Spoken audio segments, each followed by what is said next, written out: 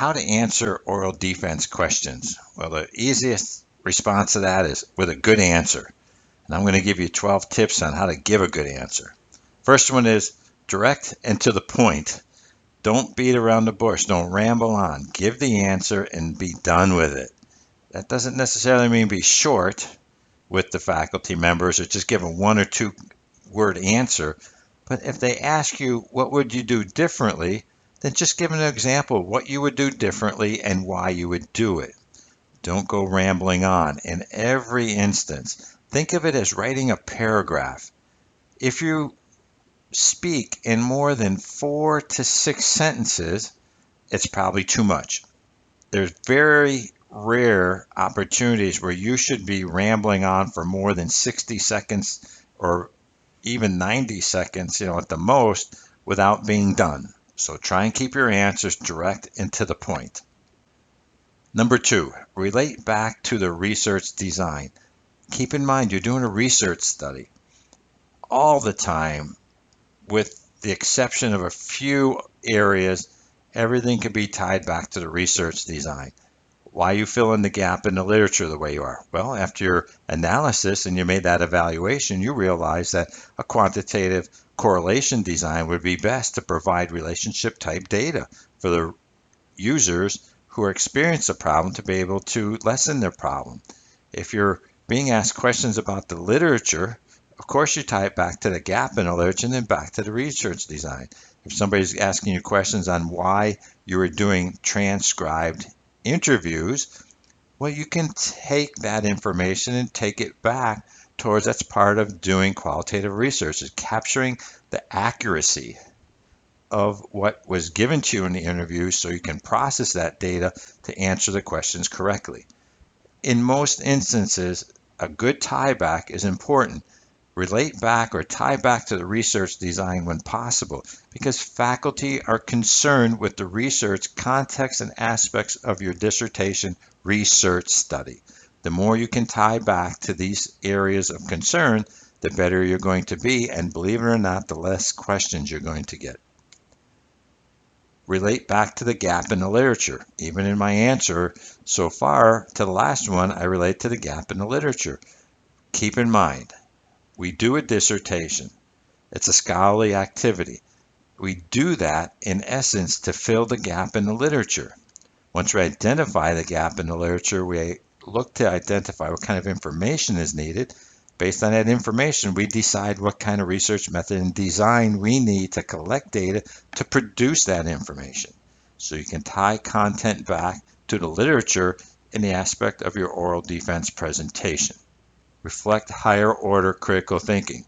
How the faculty want you to answer the questions? With higher critical thinking being reflected in your responses. Don't just indicate that Jones and Jones in their seminal work, which created the conceptual framework, stated something. Don't do that. Jones and Jones spent years doing research and trying new models to produce what you're writing about. Give them more credit for what they've done and reflect that you truly understand that there was some sort of analysis or evaluation on your part. I always tell students, get Bloom's cognitive taxonomy verbs from anywhere online. Just go to Google, put in there Bloom's cognitive taxonomy verbs. You'll see pictures. Print out one of them, and you'll find the verbs that go along with synthesis, analysis, and evaluation. Use those types of verbs in your answers, and you'll be much better off than if you reflect the lower levels of critical thinking, which happens because too often students have poor writing or speaking habits. There's no doubt you think in higher order critical thinking levels, but you may not be writing that way or speaking it correctly. In a research context, we expect you to answer questions in a research context. Don't just use words that are casually found on the internet or in your casual conversations. Remember, this is a formal research report. If you're going to relate to something to the hypotheses, you can either fail to reject the null or reject the null. There's no supporting, there's no acceptance. It's either reject or fail to reject the null. And this is an area in regards to the research context that you're looking to produce your knowledge at during this oral defense. if you're going to be relating to the themes, then relate to themes. Don't relate to it as the categories or the areas that were decided based on hand coding of all the different interview data.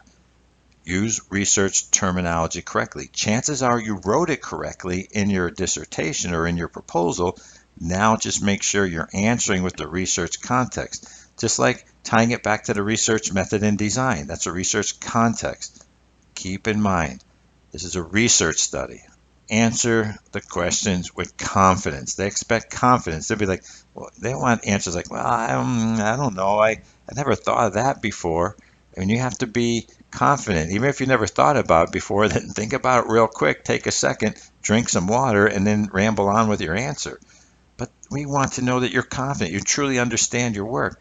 Nobody is there to fail you. We just want to make sure you know what's in your work and you can have an intelligent conversation about it and perhaps share in a discussion with your faculty members on the meaning of it to you and perhaps to them as well.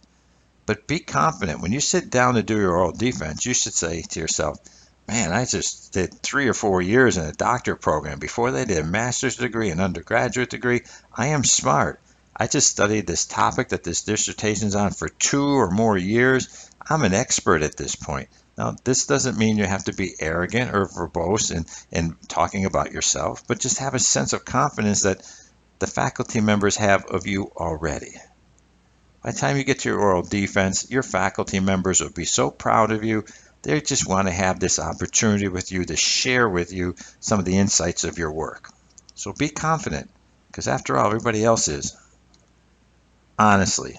And honestly means, you know what, if you don't understand a question, you don't know what the answer is, just say, you know what, Dr. Rich, I don't know. I don't even know what you're asking. Can you rephrase that question so I could better understand what you're expecting from me in my reply? If somebody asks you a question about your testing of your null hypothesis and you don't know the answer, just say, I don't know. Is there an opportunity here where you can help me to better understand what you're looking for so I can give you a response so I can learn from it as well? This is what faculty want. And oftentimes some faculty will purposely ask you a question that they do not believe you can answer. There's nothing wrong with that. I don't believe in that philosophy necessarily, unless for some reason I don't have a sense that the student really did their own work, or if it's done poorly, and I can't believe they even made it that far. But some faculty just want to make you feel like you're on the spot because maybe that was done to them years ago. But if you don't ask a question, if you don't understand something, it's your own fault. Just be honest and say, you know what, I don't know. Or if somebody asks you a good question, just say, you know, I never thought of that before. But now that you mentioned it, then you give your answers. Nothing wrong with that too, because if you never thought about it before, that's being pretty honest. And that's really, if I can get that from a student in oral defense and they say, you know, I never thought of that before, then that's a learning opportunity for them. And all the more reason that the oral defense is so much needed. Number 8, reflective limitations. Nothing wrong with saying, you know, this is my first quantitative research study. I'll be honest with you. I don't know every nuance of testing null hypotheses throughout the formulas with a 95% or a 90% confidence rate. There's nothing wrong with that. We all have limitations. Or you may say, you know, I did the best I could by hand coding, and then I ran it through in vivo software to see what the differences were, and they were many, and I really can't understand why. There's nothing wrong with these kind of reflective limitations because we all have them. The question is, are you humble enough to be able to admit when you don't know something? If a faculty member says something, they make an analysis, an evaluation of something that you put together, there's nothing wrong with saying, like I indicated a few minutes ago, wow, I never thought of it that way. Yeah, that's reflective, and it's also a limitation. I never thought about it that way. It's good to know that you are able to sense within yourself something that's a new or to something that still needs work, because we're all work in progress in many different ways. So number 9, I'm sure you're taking some notes here, right? Number 9 is reflective learning. In your answers, we're looking for reflective learning. What did you learn in the process? That's where you're going to get a question or two about knowing now what you know after doing your research. What would you do different? If you say nothing, that's not going to be received well. You should have learned something, even if it was, I should have picked a different chair, or I should have did more work, I should have did a mixed method study.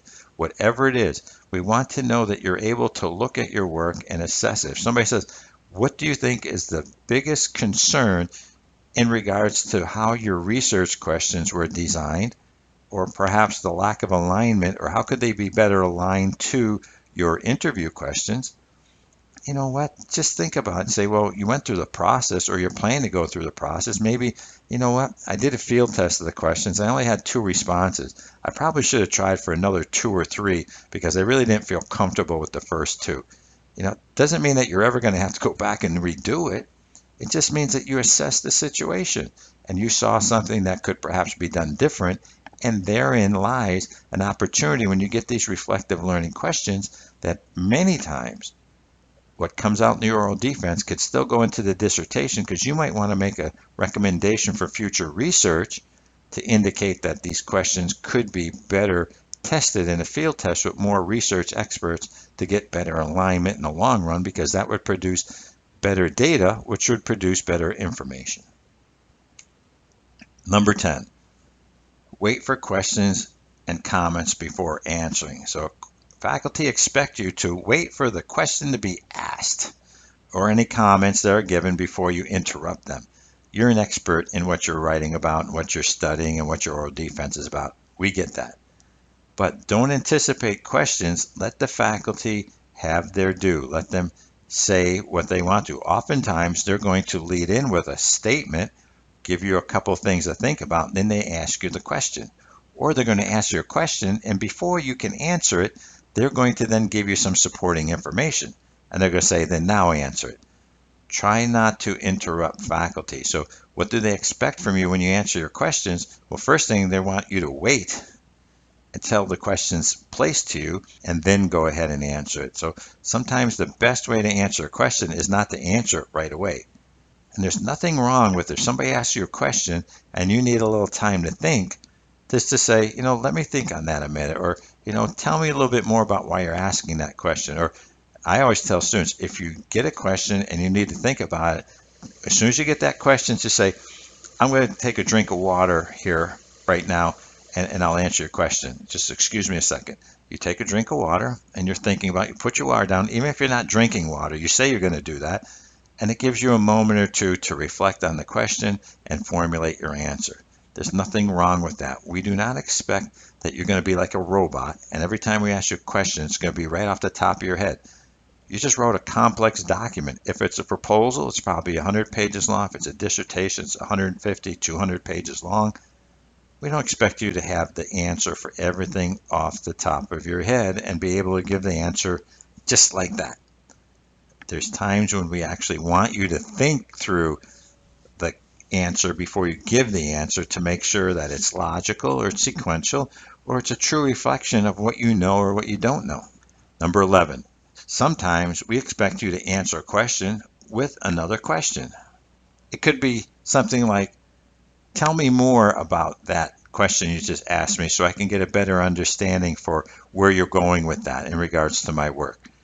Or offer another question. Sometimes somebody will ask you, what's the best question you could ask of your people now that you interviewed, now that you've interviewed them all? Well, then you're going to have to give an answer, which is actually a question.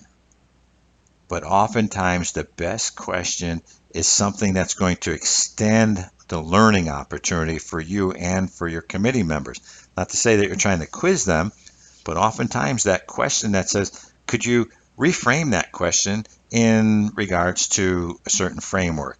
And that way you're getting more specific. And this is a great way to follow up a question that you don't understand. Just ask that follow-up question. Ask to have it reframed. Ask them to put it into a concept in regards to your literature or in regards to the data collection. And you'll get an engagement from them. Or they may just give you the exact same answer right back to you in regards to their initial question. And that's okay too. But at times, don't feel bad if your answer is at first another question. And number 12, we expect you to answer your questions like a doctoral prepared professional. The only thing between you and your credential is the oral defense. Even if you're at the defense for your proposal, we already look at you like a prepared professional. You already got your proposal approved by your committee members in your university. You're doing the oral defense at that phase just to be able to ensure you know what you're doing, and then you're going to collect your data and you graduate. We already look at you as a doctoral prepared professional. It'd be good if you could see yourself that way too. Even if you're listening to this program and you're in your first or second year, we still see you as a doctoral prepared professional. You just haven't gotten the keys to the door yet, right? We haven't shown you the secret handshake. You still got to get through that ritual. You got to make that transition still. But we already look at you as somebody who's going to get your work done. It's just a matter of time when you get it done. And if you're in your oral defense at your dissertation, in most cases, as soon as it's done during the oral defense, you pass, you're done. And as long as you pay your tuition, you got all your courses done, voila, you're Dr. Woo-ah. And that's a good thing. So as you get into your oral defense, it's important in the mindset that I talked about in one of the prior lessons in this series, is that mindset about being confident, being the person who you have become. You have now become that person. Now, in essence, this is your opportunity to be involved in a conversation with your new peers for the very first time. Because as soon as you get your doctorate degree, now your faculty are, yes, you're still going to be somebody you're going to look up to and admire, but as soon as you get a doctorate degree, then I have a doctorate degree as well. Now you're one of my peers, and the same is seen for every other faculty member. So in all your questions, answer them like a doctor prepared professional. That means it's going to be great answer, it's going to be full, it's going to be descriptive, and it's going to be engaging. So my frustration for this lesson is students who ramble on when answering questions. You know, I can't emphasize this enough, and I talked about it in the last lesson to a certain degree, is answer the questions and then finish it. So when you get asked a question, just give it the answer. And, you know, some people are verbose. You know, some people could write one paragraph and others would write the same thing in 4 paragraphs. If you tend to ramble on, then you just need to stop. And the rule of thumb is when you're answering any question, doctoral prepared faculty expect you to answer in roughly what would be a paragraph if you wrote it. Not how long it might take you to write, but if you read 4 sentences or 5 sentences to somebody. Remember, a good paragraph starts off with a topic sentence, and then it has some sort of citation or support in the middle, and then it closes out. Think of your questions given to you in the same way in how you make your responses. Have an information piece that starts out your answer, support your answer with some content and some evidence, and then close it out, and you'll be fine. Again, if you're answering any question and you're rambling on for more than 90 seconds, it's probably too long. Chances are you can condense it down a little bit, or at that point end it and say, does that satisfy your request? Does that answer the question to the extent that you would have liked me to? Nothing wrong with that, right? Now, my Dr. Rich's quote for this lesson is, answer questions like a doctoral prepared professional, not a student. You're moving from a student at a university to a student of life. And the difference is a student at a university looks for the university and its faculty to teach you, give you what they think you need, what you decided you wanted. As a student of life, that's where you then realize what you need to know, and then you go out and find it on your own. And that's exactly where you're starting to move from, is that student to becoming that doctoral prepared professional.